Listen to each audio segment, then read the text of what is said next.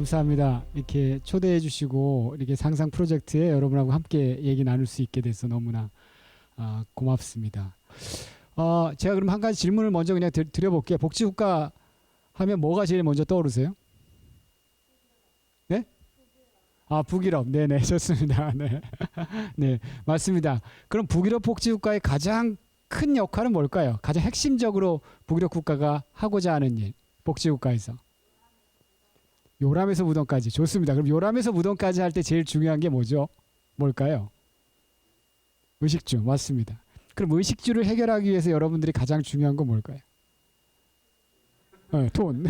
그럼 돈을 벌기 위해서 가장 중요한 건 뭘까요?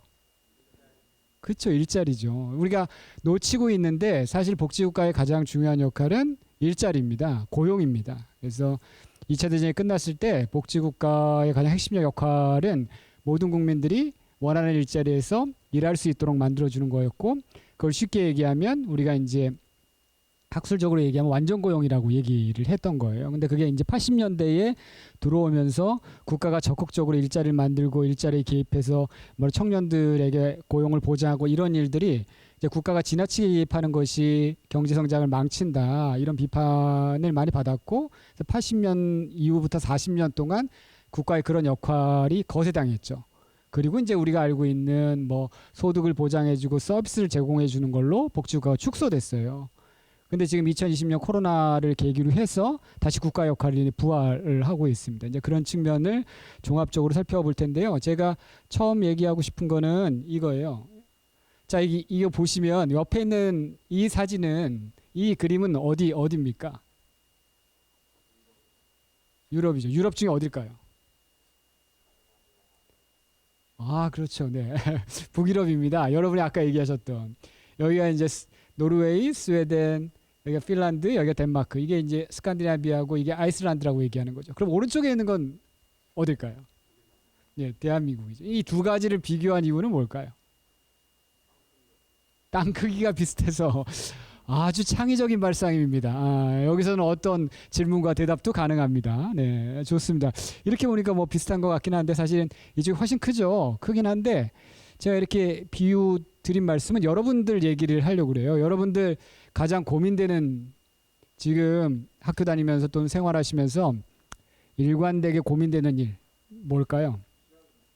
취업이죠. 여기 계신 분들 아마 다 그럴 거예요. 제가 저희 학생들한테 물어봐도 한 99%는 다 취업입니다. 특히 이제 4학년으로 가면 이제 그렇죠. 그래서 제가 핀란드에 갔을 때, 제가 그때 언젠가 핀란드에 가서 물어본 적이 있어요. 거기 이제 교육청 관계자, 핀란드가 교육이 굉장히 유명하잖아요. 교육청 관계자에게 물어봤습니다. 핀란드 청년들의 고민은 뭡니까? 뭐라고 대답했을 것 같아요? 그 핀란드 교육청의 국장이 뭐라 그러셨냐면 고민이 없다는 거예요. 이분이 얘기하시는 고민이 기후 위기와 세계 평화라는 거예요. 여러분들이 지금 집에 가셔서 여태까지 살아오시면서 밤잠을 설치면서 세계 평화 때문에 고민하고 환경 오염과 기후 위기 때문에 고민하신 분 있으세요?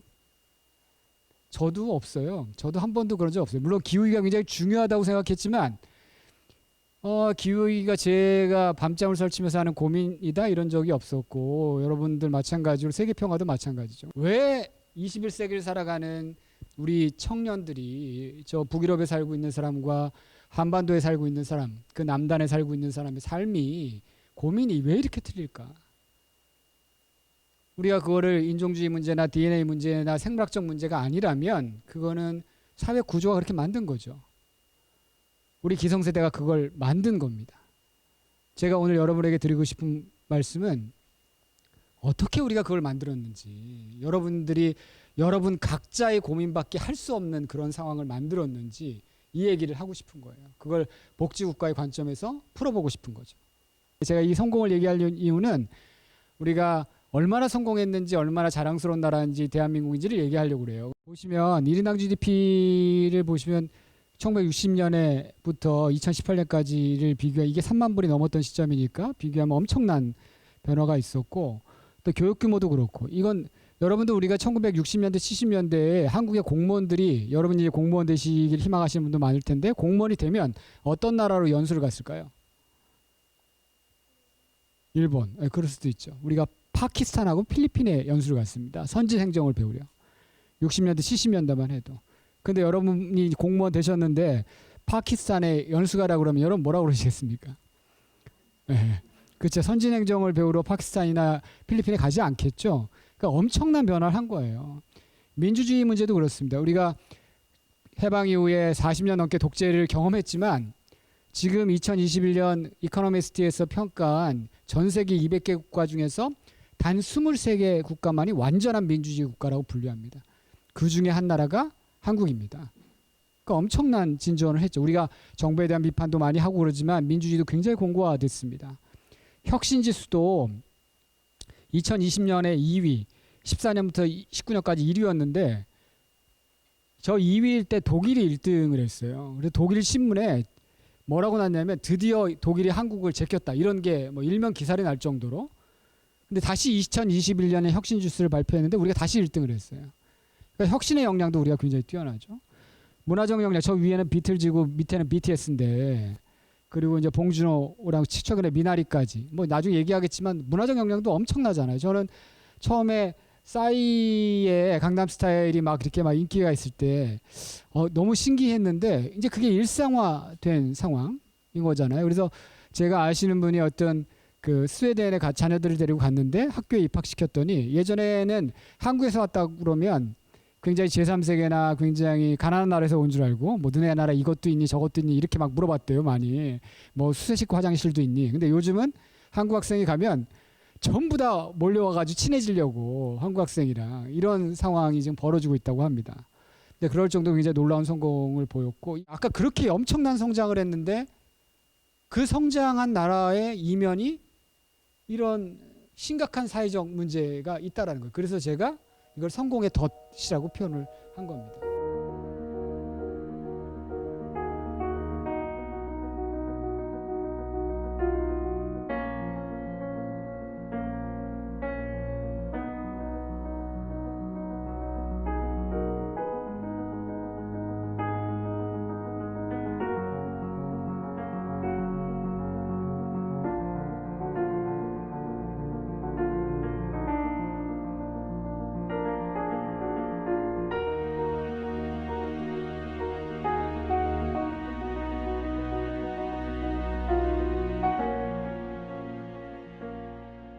여러분들 아마 코로나19 상황을 보셨을 거예요.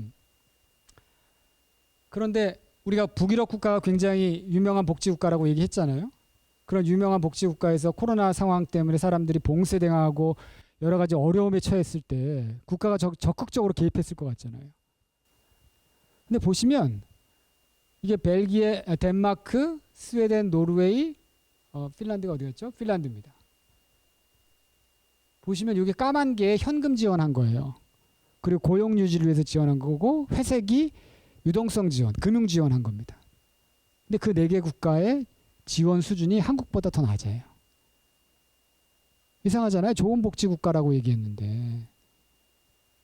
그리고 그거를 이게 어디 나라냐면 여기가 미국, 영국 이런 나라고요. 이게 북유럽 나라들이에요. 아까 얘기했던 핀란드 이런 나라, 핀란드, 스웨덴. 보시면 미국이나 영국은 엄청나게 지원을 하고 이 나라는 가장 낮게 지원했어요. 자, 그러면 아까 이제 뭐 기본소득에 대한 얘기도 많이 할 텐데 이거에서 얘기하고자 하는 건 뭐냐면 튼튼한 복지국가가 외부의 충격이나 내부의 충격이 발생했을 때 국민들을 훨씬 더 잘 보호하고 있다는 거예요. 특별한 재정 지출을 많이 하지 않고도 이제 그런 것들을 보여주는 거죠. 어쩌면 그렇다면 우리의 지향점들이 처음에 얘기했던 우리 청년들이 자신의 문제뿐만 아니라 환경오염과 기후위기라는 어떤 사회적 문제에 더 고민하고 이렇게 만들 수 있는 길은 어쩌면 우리가 북유럽 국가로부터 어떤 교훈을 얻을 수도 있겠다 이런 생각을 해볼 수 있는 거죠. 근데 이제 그렇게 되려면 그게 또 뭐와 관련됐냐면 혁신과 관련됩니다. 근데 여러분 전체는 전부 다 안정적 생활을 하고 싶은 거고 내가 하고 싶은 일을 하는 게 아니라 안정적 생활을 지향하는 거죠. 그런 사회에서 혁신? 불가능하죠. 근데 만약 여러분들이 지금 우리 청년에게 내가 실패해도 내가 다시 시작할 수 있다면 성공할 때까지 계속 할 수 있겠죠. 근데 처음에 했어요. 실패했어. 두 번째 했어. 또 실패했어. 세 번째 또 도전할 수 있겠어요? 아마 쉽지 않을 거예요. 근데 만약 첫 번째 실패하고 두 번째 실패해도 다시 시작할 수 있다면 그럼 아마 다시 시도할 거예요. 왜냐하면 성공이란 실패의 경험을 통해서 만들어지는 거기 때문에. 근데 그 혁신을 하려면 뭐예요? 여러분들이 실패를 두려워하지 않고 혁신하려면 새로운 것 여러분이 하고 싶은 일을 도전하려면 내가 실패해도 안전하게 살 수 있다는 보장이 있어야 되잖아요. 근데 한국 사회에 그런 안전하게 살 수 있는 보장이 있나요? 자, 여러분이 지금 직장에 다니다가 해고됐어요. 여러분의 생계는 어떻게 하나요? 실업급여 받을 수 있어요. 만약 여러분이 정규직이라면 6개월 정도. 그것이 끝나면 부모님에게 얹혀 살아요? 언제까지? 그죠? 우리 대부분의 나라에선 청년들은 그럴 수가 없어요. 그러니까 그런 나라에서 혁신을 기대하기 어려운 거죠. 우리나라 R&D라고 리서치에 투자해가지고 성공하는 비율이 있어요. 그게 몇 프로인지 아십니까? 우리가 만약에 100억을 투자했다. 그러면 성공률 10개 과제를 투자했다. 성공률 100개 과제, 1000개 과제. 우리가 대략 98% 정도 된다고 합니다. 엄청나죠? 근데 북유럽의 성공률은 몇 %일까요? 제가 정확히 기억이 안 나는데 20, 30%에 불과합니다. 그럼 우리가 대단할까요? 북유럽이 대단할까요? 왜?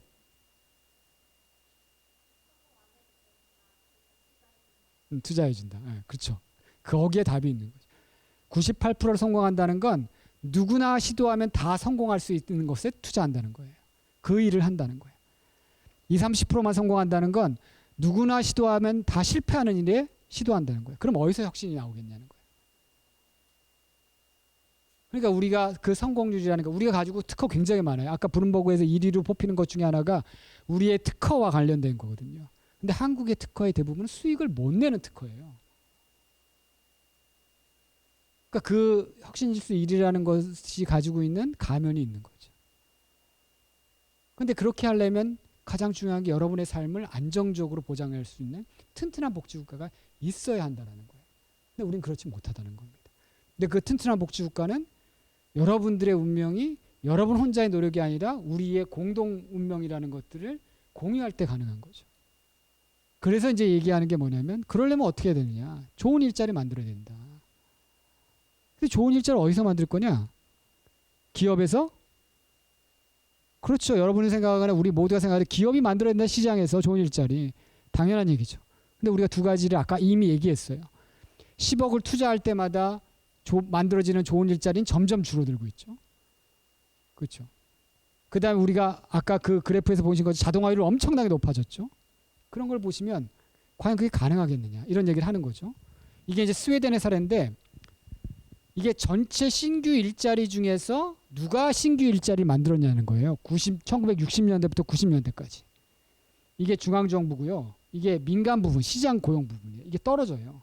이 부분이 어디냐면 지방정부의 고용입니다.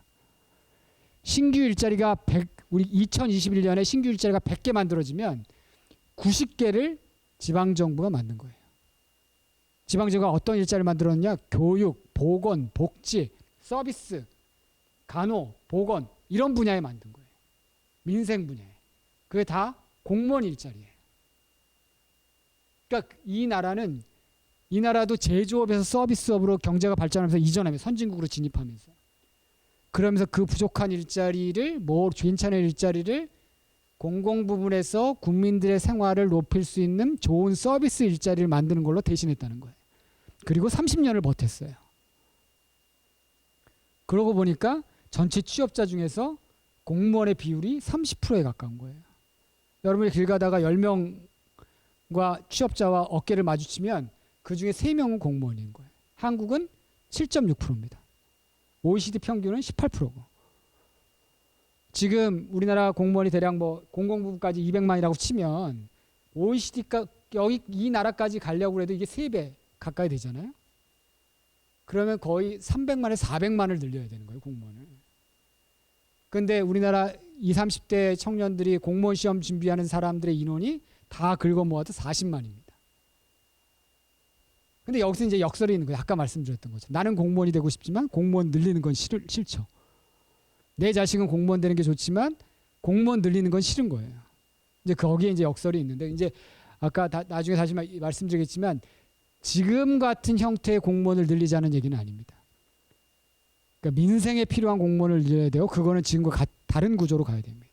하지만 서구의 역사나 스웨덴뿐만 아니라 모든 나라를 보면 좋은 일자리 창출은 선진국으로 진입하면서 제조업이 서비스업 중심으로 변하면서 공공부문 일자리가 굉장히 중요해진다. 이거는 변함없는 사실입니다.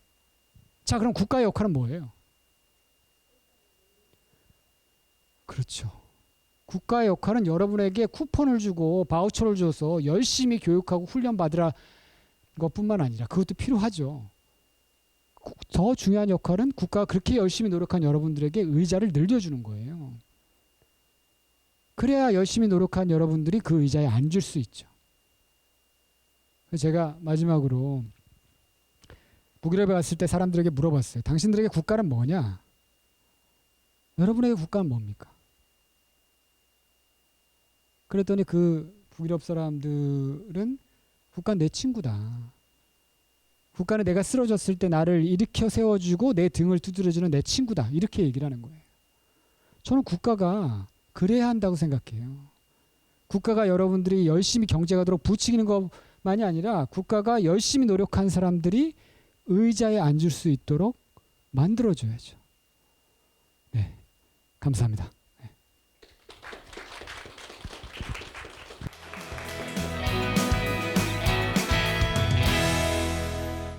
네, 교수님 우선 먼저 강연 너무 잘 들었습니다. 네, 저희 이제 취업을 앞둔 이제 대학생인데 이제 취업 관련해서 이제 사회복지 재원과 세금에 대해서 질문을 드리고 싶습니다. 그 이제 저를 포함한 저희 청년 세대들이 되게 취직이 어렵고 이제 된다 하더라도 임금 수준이 물론 기업마다 상이하겠지만 어느 정도 편차가 좀 심하고 낮다고 알고 있습니다. 그럼 이제 고령화에 따라서 저희 사회복지 복지 정책에 대한 재원이 저희들의 세금으로 충당돼야 될 것 같은데 이게 다소 좀 아이러니하고 좀 불공정하다고 좀 느껴지기도 합니다. 이에 대해서 교수님의 견해와 해결책이 있다면 어떤 식으로 해야 되는지 궁금합니다. 네, 감사합니다. 아주 굉장히 좋은 질문이고 현실적으로 우리가 직면한 문제입니다. 한국 노인의 빈곤율이 45%예요. 노인 10명 중에 5명이 빈곤한 상태예요.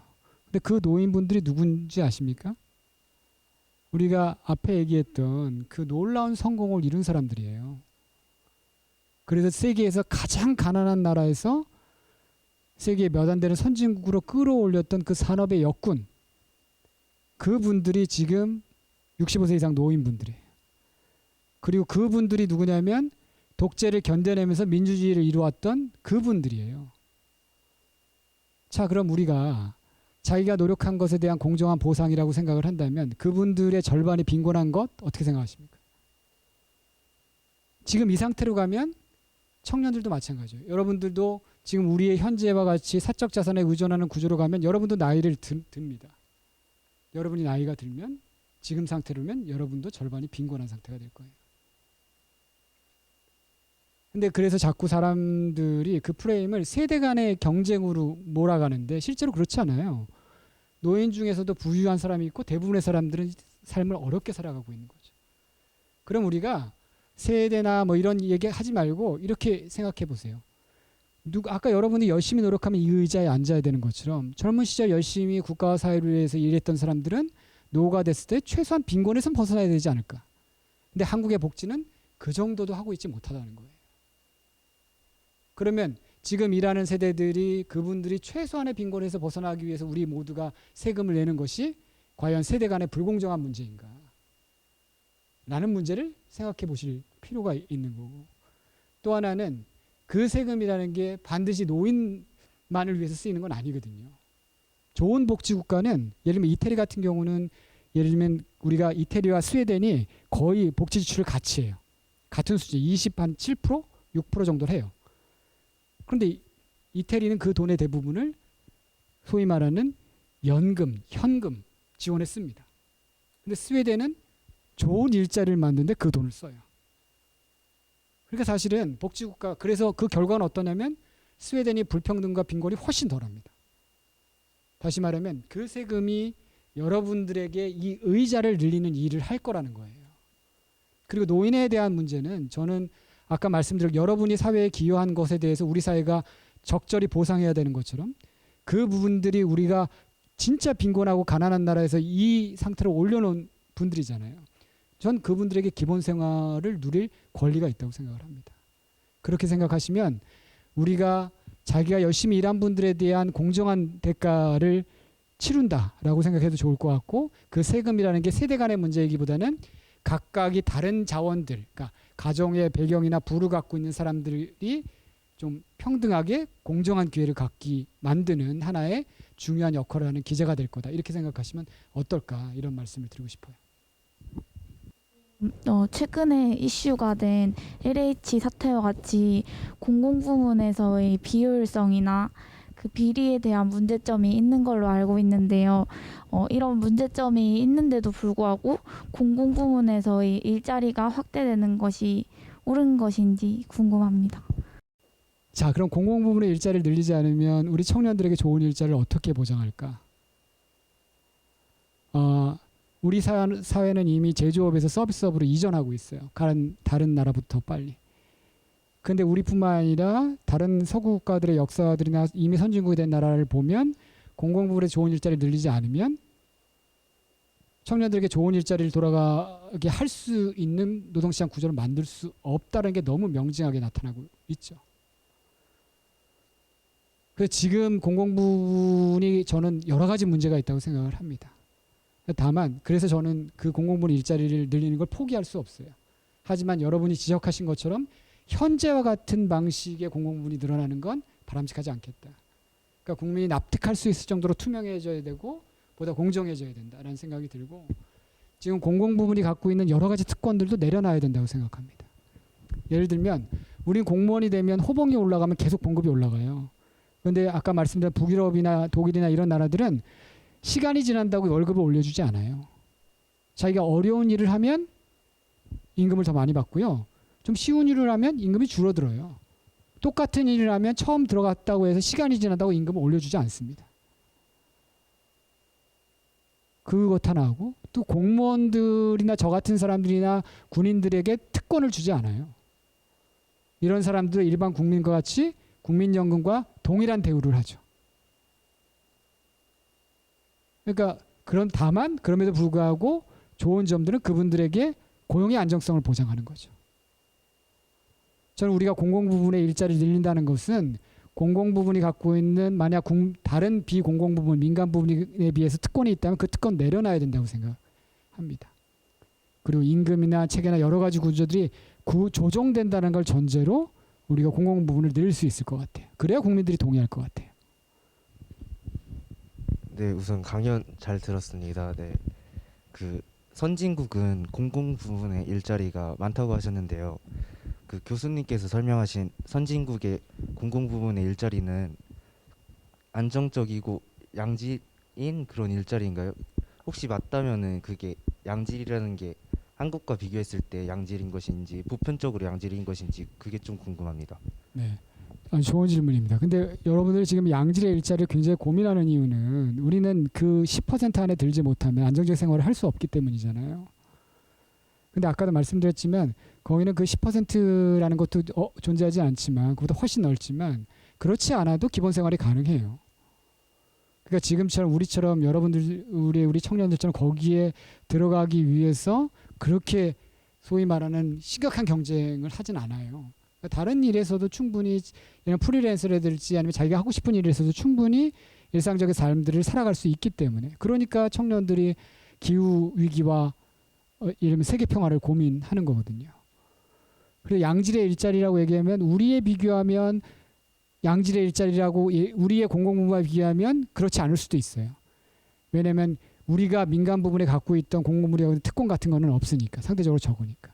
하지만 민간 부분에 비하면 훨씬 해고가 덜 자유롭죠. 이제 그런 의미에서는 안정적인 일자리라고 얘기할 수 있죠. 하지만 우리처럼 민간 부분에 대해서 갖는 특권은 상대적으로 덜 하다는 걸 말씀드릴 수 있을 것 같아요. 네, 장시간 동안 감사합니다. 즐거운 시간이었습니다. 고맙습니다. 네.